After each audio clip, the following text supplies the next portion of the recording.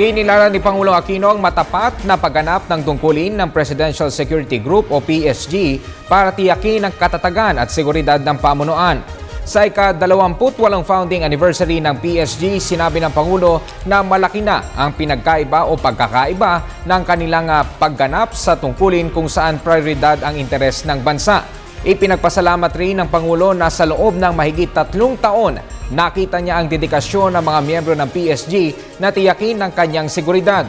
Dahilan upang magampanan niya ng maayos ang kanyang tungkulin, may pagkatiwala ng mga Pilipino. Samantala, tiniyak ni Pangulo Aquino na ipagpapatuloy niya ang pagtugon sa kanilang pangangailangan kasama na ang makabagong kagamitan. Sa 3 taon, 8 buwan at 7 araw nating magkakatuwang sa tuwid na daan, hindi ko naramdamang nag-iisa ako. Alam kong nandiyan kayo palagi at dahil sa dedikasyon ninyo sa serbisyo, buo ang loob kong magampanan ang aking tungkulin na siguruhin ang kaligtasan at kapakanan ng ating mga mamamayan.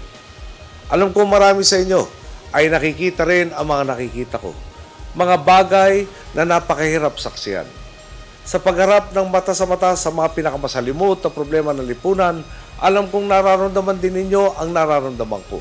Alam kong sumasagi din sa isip ninyo na kung maaari lang, ako na mismo ang maghalukay ng putik para mabawi ang katawan ng mga nasalantang nating kababayan. Ako na mismo ang magpapako ng bubong para sa kanilang mga nawalan na tirahan. Ako na mismo ang aakay sa kapwa Pilipino na may matitinding pagsubok na pinagdadaanan.